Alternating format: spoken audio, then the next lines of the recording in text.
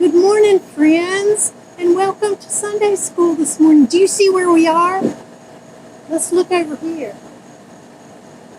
See the playground? And there's the pirate ship. Only we're not going to call it the pirate ship today. We're going to call it Noah's Ark.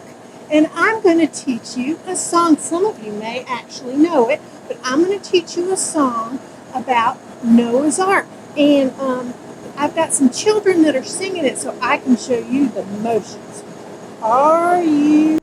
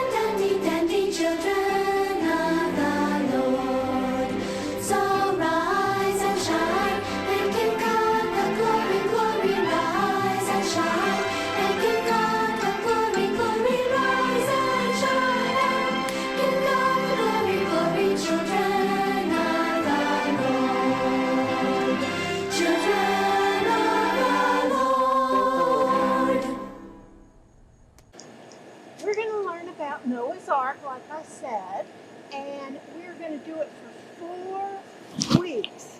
And there's going to be 4 different little movies that you can watch about Noah and his ark. And the one today, it talks about how God is just not happy with the way people are behaving around. He's kind of looking around, except for Noah and his family, and they're such hard workers, and they're doing such great things, and they work very hard, and they gather together in the evening to do dinner.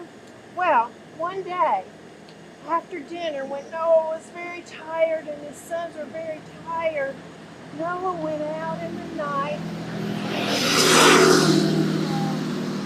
just resting and kind of getting his mind ready for bed and just looking at the beautiful starry sky, and all of a sudden he heard a voice, and it was God, and God had a message for him.